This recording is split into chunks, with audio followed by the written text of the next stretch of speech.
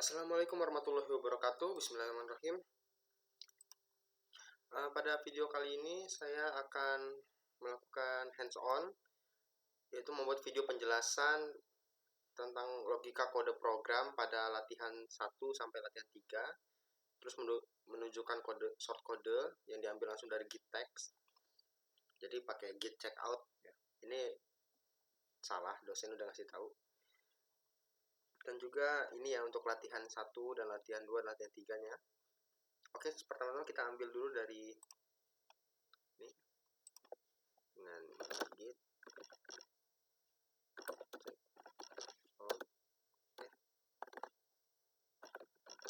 Itu sebelumnya di atas udah pernah tapi lupa saya hapus. Latihan 1. Nah, kalau kayak gini udah ya. Coba kita lihat programnya. Nah, sudah berubah ya. Jadi di sini saya akan menjelaskan latihan 1. Mana tugasnya? Latihan 1, basic connection. Itu saya membuat script dasar di mana controller atau yang dicontoh bukunya itu atau dicontoh PPT-nya itu namanya itu client, dan untuk servernya itu di sini namanya agen ya, dan pada localhost dan port 999. Oke. Nah, ini untuk output yang diinginkan ya. Nah, untuk kode programnya ini di sini saya itu bisa sebenarnya bisa memulai dari agen atau controller dulu basing, tapi yang lebih ideal dari servernya terlebih dahulu baru klien. Karena kalau punya klien tapi nggak punya server agak aneh, tapi kalau punya server tapi belum punya klien itu lebih masuk akal gitu. Pasti.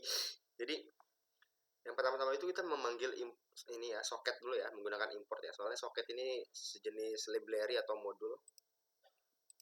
Jadi ini diperlukan untuk digunakan untuk sebagai fungsi-fungsi ini, untuk memanggil fungsi-fungsi. Sama aja kayak import random atau import tabulate gitu. Cuman bedanya tabulate harus diinstal dulu. Kalau ini nggak usah ya. Ada beberapa library yang nggak perlu diinstal, dan ini salah satunya nggak usah diinstal. Kan karena di sini saya membuat server dulu yang bernama agen.py. Jadi di sini kita menggunakan import socket, terus kita menggunakan agen socket sama dengan socket. Terus dalam tanda kurung ini socket av init sama socket sockstream. Fungsinya ini untuk memberi tanda pengenal ya. Agen socket itu sama dengan, nah agen socket itu isinya socket. Nah, socket ini di dalamnya ini itu tuh socket av init dan socket sockstream. Nah, socket av init itu untuk menandakan bahwa IP yang dipakai itu IP IP v4, dan untuk sockstreamnya ini nih fungsinya untuk TCP ya, untuk menggunakan protokol TCP. Kalau nggak salah kalau UDP itu pakai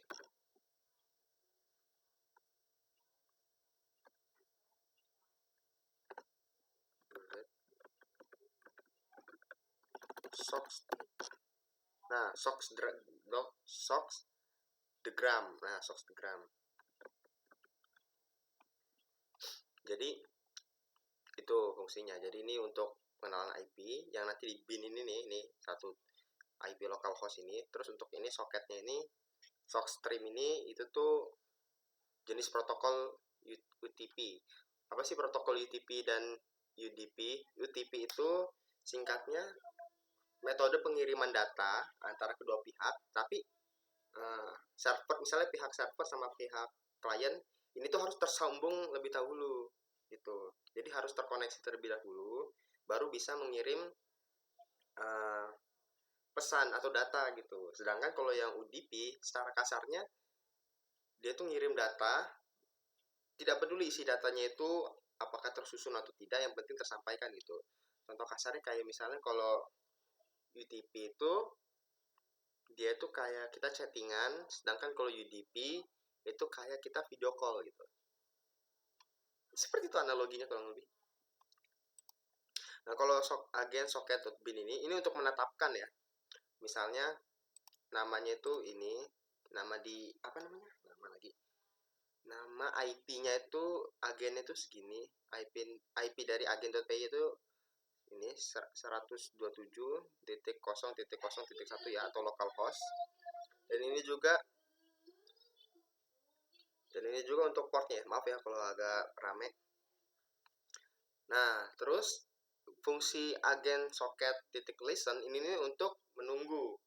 Jadi agen ini dapat bersifat itu menunggu atau menunggu pesan dari controller atau klien gitu nih. Ya pokoknya pasif lah, jadi dia aktif tapi pasif gitu.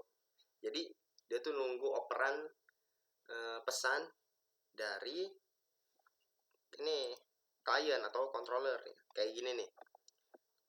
Nih, misalnya kalau controller socket send, nah itu nanti ditangkap sama agen menggunakan listen gitu.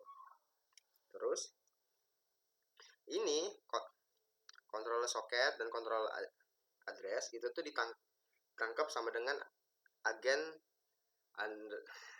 socket dan accept. Ini menerima dia, menerima menerima objek socket.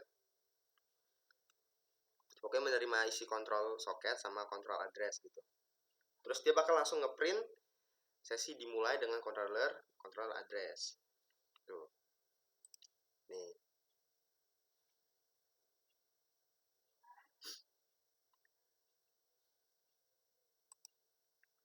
Terus kalau udah itu dia langsung masuk ke controller socket.retrieve. Nah, fungsinya ini apa? Fungsinya ini itu tuh untuk membaca dari, bukan membaca sih. Iya, membaca. Menerjemahkan lah gitu. Baca dari pesan yang dikirim di sini gitu. Nah, untuk decode ini dia tuh membungkus pesan ya. Ada encode, ada decode ya. Jadi itu kalau decode ini untuk membungkus, kalau encode itu membuka. Jadi kalau misalnya kita controller socket retrieve, kita nggak pakai decode terus encode, dia akan mengirim ada secara byte bukan string gitu. Terus dia akan mengirim pesan session ready ke klien. Terus setelah udah mengirim pesan tuh, controller socket akan memberi send session ready gitu. Terus akan ditutup dengan controller socket close dan agen socket close gitu. Nah, untuk di controller kurang lebih sama ya. Di bagian awalnya import socket juga sama. Controller socket itu isinya ya, socket sama dengan ini untuk IPv4 dan ini untuk TCP. Terus dia akan menghubungkan remote agen agar sesuai dengan ini. Nih, agen aktif menunggu instruksi otomatis ke deport. Programnya di agen nih. Ya. Ini agen dulu benar. Sama ya. Nah, ini controller socket ini ya untuk menghubungkan gitu. Sesuai alamatnya sama, biar sama gitu. Nah, ini controller socket itu untuk mengirim pesan ya. Nah, ini di encode ya. Jadi, pertama-tama itu kenapa ini encode? Karena kalau nggak pakai encode, kayaknya saya salah ngejelasinnya ya. Jadi kalau misalnya nggak pakai encode, dia itu terkirimnya itu kalau nggak di decode, kalau pakai encode ya benar sih saya ngejelasin tadi tuh. Kalau pakai encode dia tuh ngirimnya secara byte ya. Nah, terus kalau misalnya responnya itu yang ditangkap itu dia retrieve 1024 decode, berarti dia dibungkus lagi itu menjadi string. Itu. Nah, kenapa harus 1024? Ini nih max byte yang diterima gitu. Jadi per sekali respon atau per sekali baris itu diterimanya 1024. Ya nggak sih? gitu. Terus ini akan ngeprint agen berkata respon. Nah, respon ini ya, itu tuh dari sini nih. Respon controller sama dengan nih. Dia nangkep yang dari sini. Gitu. Nah, kita akan praktekkan langsung ya. Kita akan cek langsung.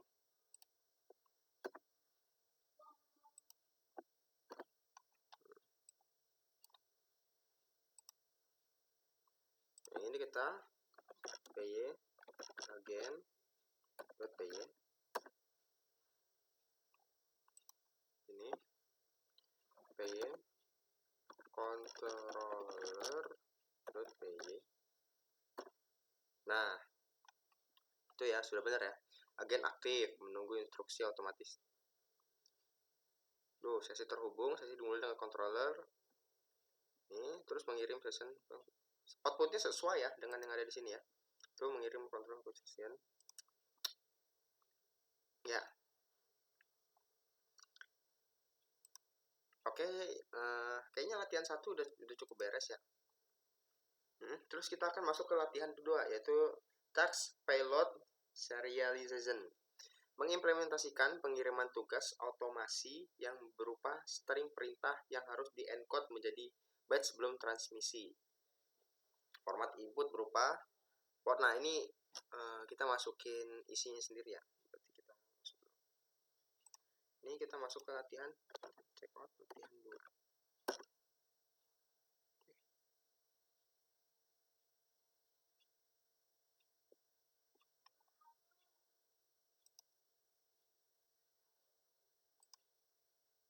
Ini ada yang berubah, ini apa ini? Oh, tadi saya hapus ini ya. Ini ya. Oh iya benar, astagfirullahaladzim. Waduh.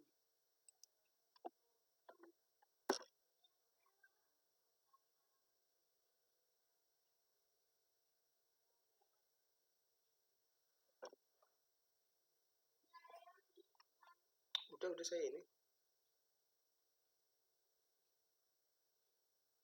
Oh, udah nih.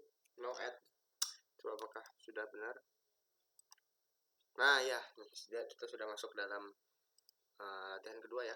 Kalau nggak salah di bagian controller itu yang cuman ditambahkan itu di bagian ini ya, tak sama dengan input ya. Jadi kita akan menambahkan tugas sama program baru ya. Ya program baru ya, yang berjenis input ya. Jadi tuh dia memasukkan teks perintah otomasi, formatnya kayak gini. Terus dia akan di print, mengirim task byte, ya, task encode. Terus terus di agen ini yang lumayan diubah ya. Yang pertama itu nah ini yang pertama ini. Jadi kan perintah yang disuruh itu di task 2 itu kan masukkan perintah ini, terus nge-sendingnya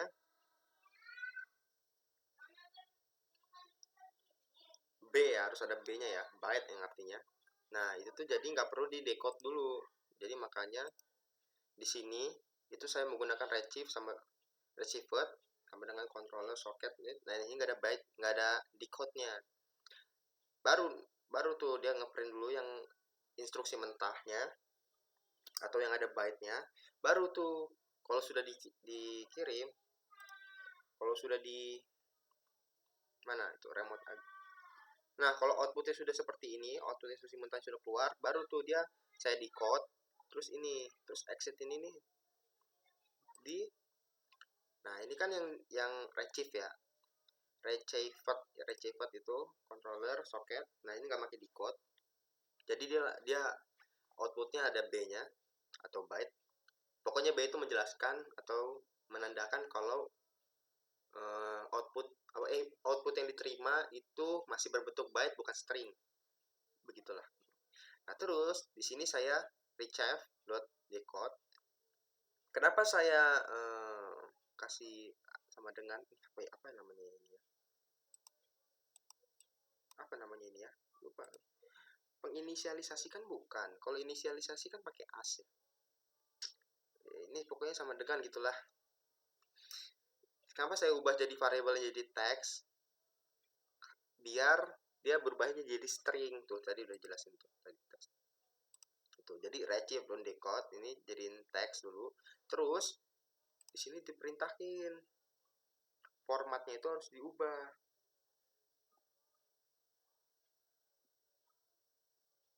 Nah, ini formatnya harus ada push ini underscore ini harus hilang, terus dikasih pagar-pagar gini. Tuh, jadi makanya aduh. Di sini saya ubah jadi saya split ya. Dari bagian P sama dengan text split yang titik 2, dia akan men-split yang ini ya, input yang ini. Terus saya kasih keterangan ya. Kan setiap langkah itu dalam string itu kehitungnya satuan ya, 0 sampai sekian begitu. Pokoknya dihitungnya dari 0 dulu. Nah, karena di sini namanya port, tax sama cmd, saya kasih inisialisasi lagi. Inisialisasi bahasa apa itu? Ya pokoknya saya jadiin variabel p ini dalam split ini nih. P kosong pertama itu terus sama dijadiin gini. Ya, jadi P ini kan isi string yang di dalam P ini misalnya ada 3 tuh ya, kan tadinya gabung nih. Ini tadinya gabung ya dari port, tax ini dilengkah dong, soalnya kan ini lihat titik 2 itu dihapus. Nih, split dipisahin. Nah, berarti kalau dipisahin itu jadi string yang berbeda atau tetap satu string, cuman punya tempat-tempat yang berbeda gitu loh. Bisa dikasih tanda kayak gini. Jadi list. Iya ya nih. Kalau split jadi list. Terus saya inisiasi port, tax ini. Sebenarnya nggak usah kayak gini sih, bisa sih. Di sini saya isi. Ini kan tax P1, P2 di sini. Bisa sih, cuman pengen aja biar lebih rapi gitu. Nah, terus ini akan nge-print decode. Soalnya dia akan outputnya akan seperti yang udah dijadiin string ya, soalnya udah di decode. Di sini bagian decode-nya di retrieve.decode, terus akan di print. Nah, print ini dia akan print port, exit port ini gitu. Port, tax, cmd bakal ditampilin semua tuh. Terus ditutup nih, controller agen slot ditutup gitu. Contoh ya, controller agen nih, misalnya portnya itu LAN mistik 2, taxnya itu basing lah. Terus cmd nya itu cmd juga ya. Nah, dia itu akan ngirimnya itu byte, berbentuk byte B LAN sesuai sini ya. Terus di bagian agennya dia itu akan memisahkan. Yang pertama instruksi mentahnya dulu. Nih.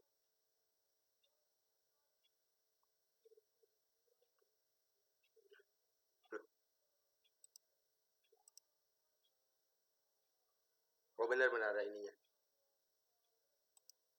Oh alah, saya lupa ngasih itu ya, contoh itu ya, contoh underscore itu ya.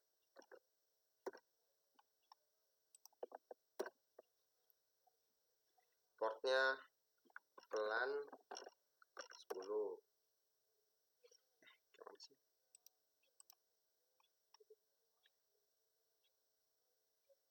Push config pelan 10. Oh alah, itu di bagian taxnya. Jadilah biar nggak apa-apa lah. Terus push config L1.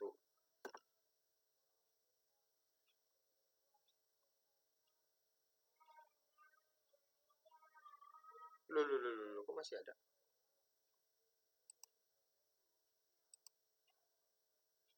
Astaga, saya belum ngasih split di sini, belum digantiin.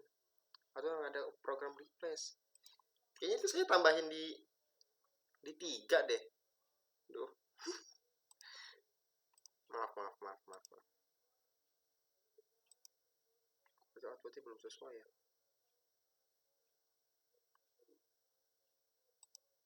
Itu saya benerin dulu. Terus check out latihan terakhir ya, latihan 3 ya.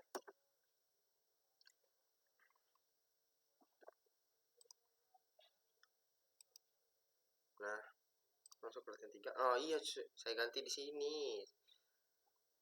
Perintah ini keluarnya di latihan 3 saya tambahinnya. Salah saya. Nah, di sini nih multi thread automation agent. Jadi memodifikasi server agar dapat menerima atau mengeksekusi tugas lebih dari beberapa controller. Gunakan library threading. Jadi ini berarti memanggil import baru ya, yaitu threading ya. Terus saya membuat dev handle con yang berisi controller socket dan controller address.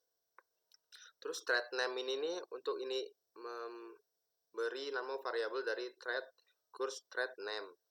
Ini berfungsi untuk ngasih nama di bagian while sini nih, argumen, untuk dapat argumen. Target itu handcon. Jadi tuh target itu tuh untuk loopingannya ya.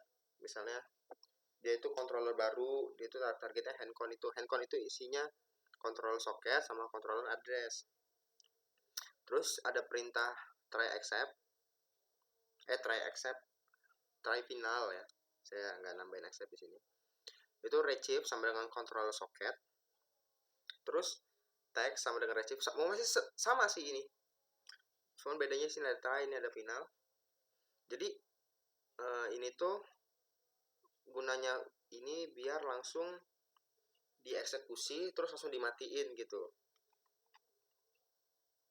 Nah, ini while true ini untuk pengulangan. Ya, untuk diulang. Sedangkan di kontrolnya nggak terlalu berubah ya. Ya.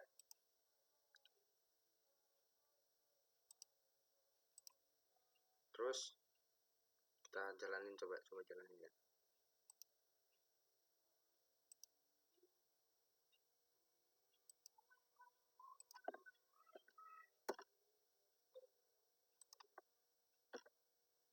Kita buka CMD baru.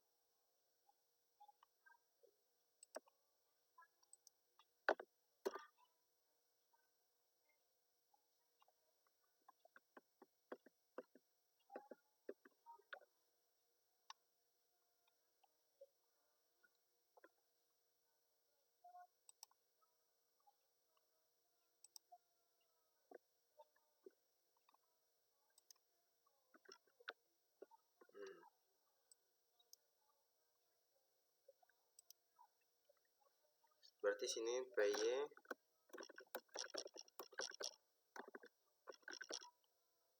controller.py. Nah, ini kan udah dimulai ya, ini ya. Udah aktif ya. Di sini kita langsung jalankan. Ini ya, masuk ya dia. Terus kita jalankan sini. Nah, tuh dia masuk tuh. Beda ya portnya ya. Terus kita akan masukkan QA 1 LAN 10. Contoh aja ini ya, biar tahu jalan apa enggak. Commit lock. Terus yang di atas kita kasih nama SW1.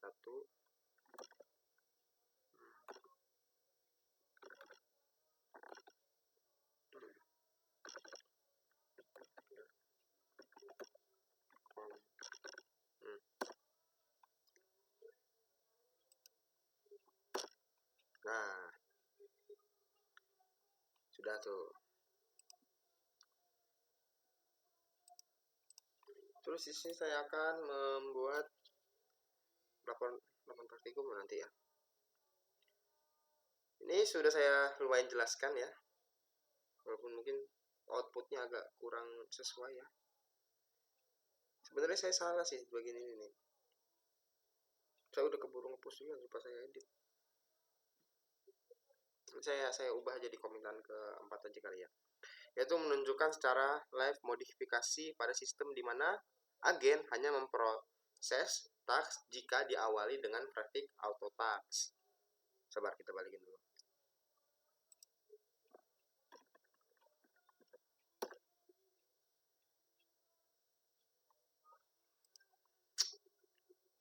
Jadi dia itu nggak bakal jalan kalau nggak ada auto task, itu nggak bakal muncul gitu. Dia akan muncul jika data yang dimasukkan tidak memenuhi kriteria prefix. Program harus meraise exception unauthorized task protocol, menampilkan kesalahan di terminal secara otomatis memutuskan koneksi soket. Jalankan dan tunjukkan hasilnya pada terminal saat pengiriman task berhasil.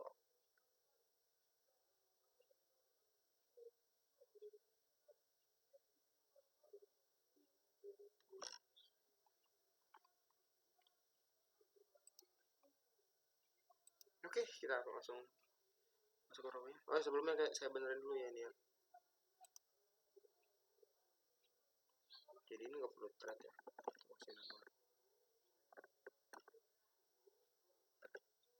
Thread namer. Terus di sini udah di sini udah nih. Nah, ini kurang. Ini sama dengan.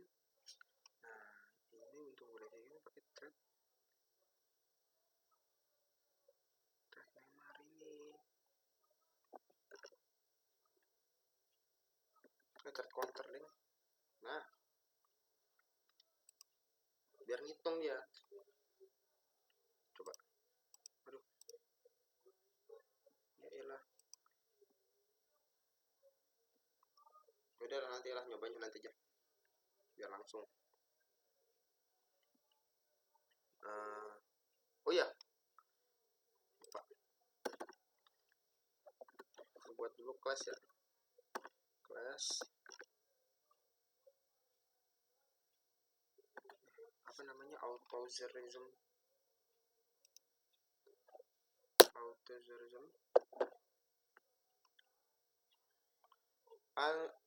Unauthorized protocol. Unauthorized. Oh, unauthorized.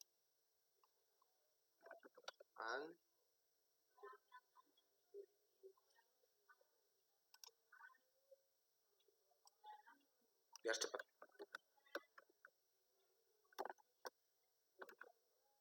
Nah, protokol kurung exception. Terus isinya tes.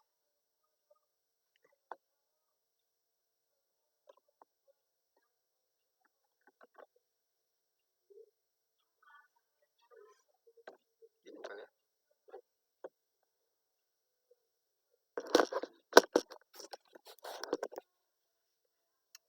Mungkin seperti itu. Nanti kalau misalnya error berarti ada yang salah. Kita aja. Terus selesai itu kita akan masuk ke dalam di sini ya, di bagian task ini.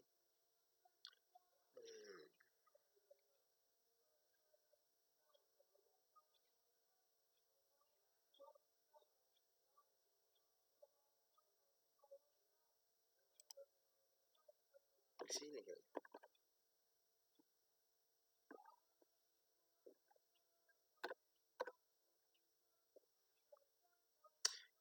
If not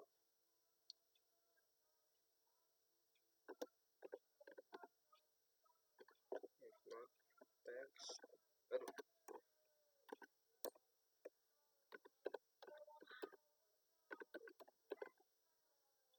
start with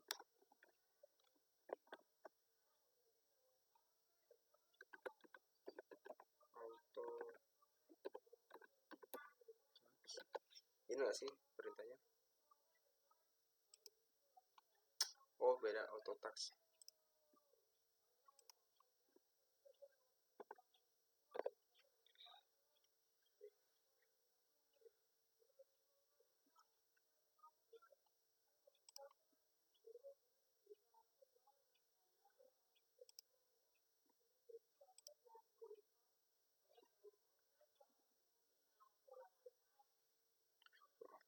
tax titik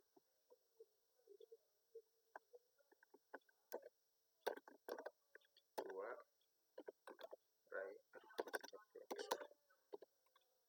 rise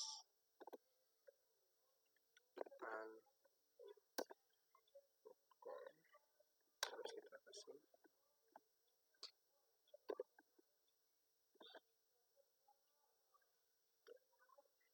protokol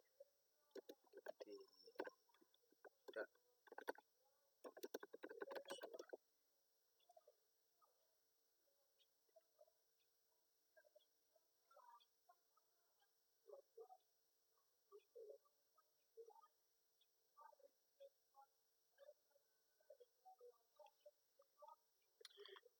udah sini. Outputnya apa disuruhnya? Oh passing ya. Oh terus cara otomatis memutuskan connecting socket, berarti pakai exception pilot.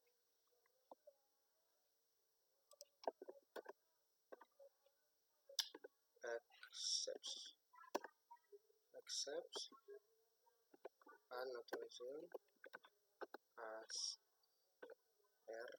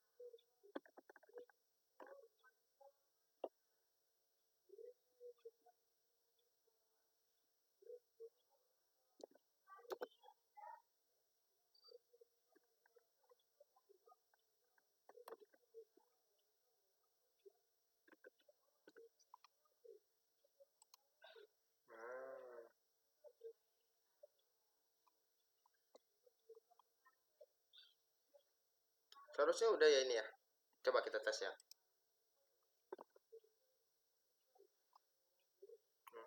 Itu tesnya. Ini untuk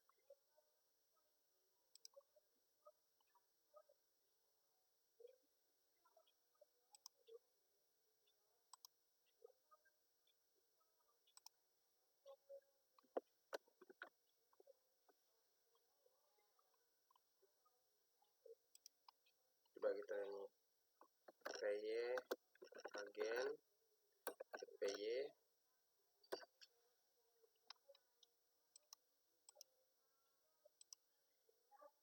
oh saya lupa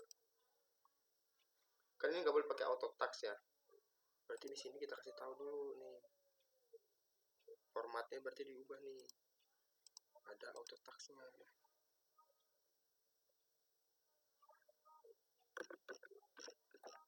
Auto tax. Nah baru nah itu ini. Nah lu cuma nomor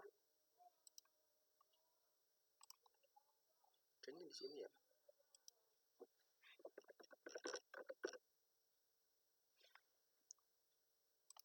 Oke. Coba ya kita isi ya. Ini yang pertama nggak pakai auto tax, yang kedua pakai auto tax ya.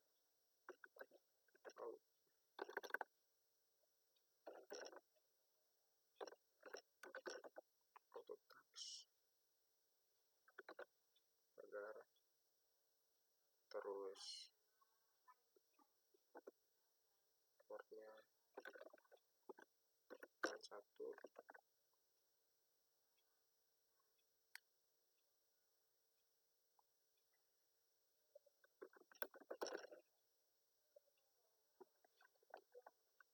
2 ini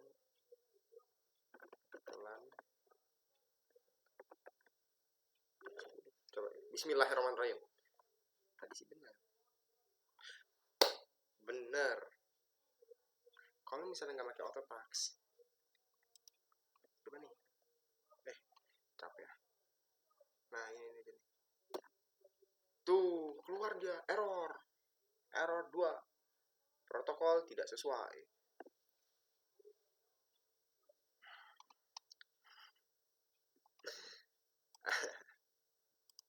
Berhasil ya berarti ya.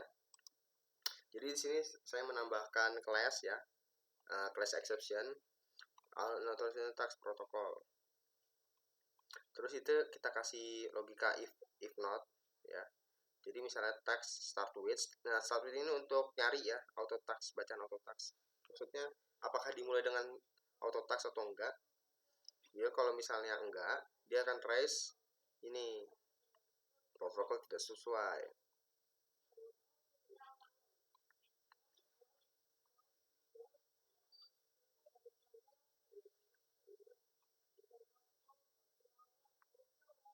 Ya sudah sih. Terus apa? Jalankan tunjukkan hasil pada hasil teks saat koneksi.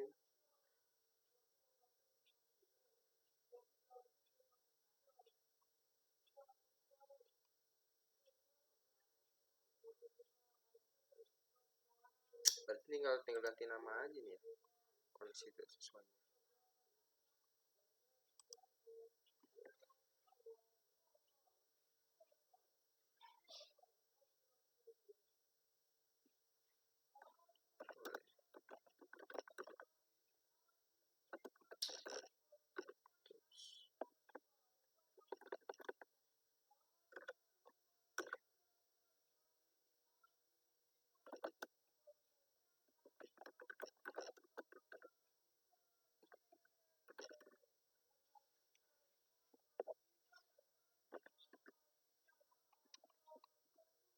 Oke.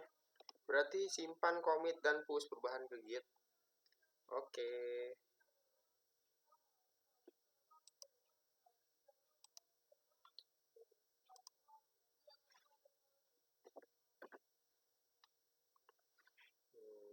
Git status, ada modifikasi, terus git add, git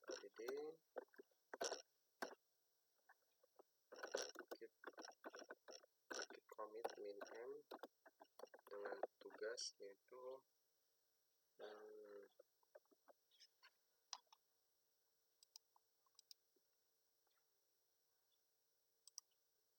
menambahkan exception atau sistem.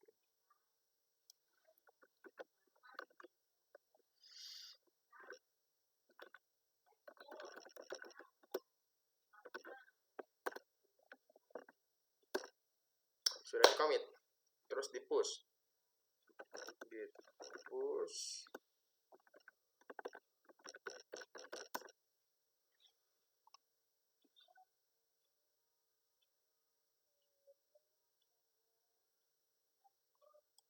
terus kasih berikan tag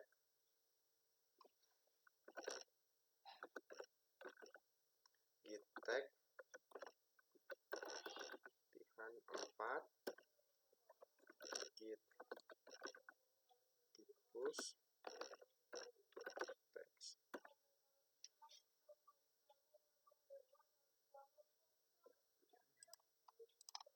Lihat apakah sudah ke push.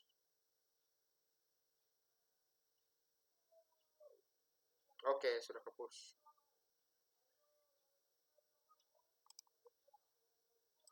Sekian video dari saya. Wassalamualaikum warahmatullahi wabarakatuh.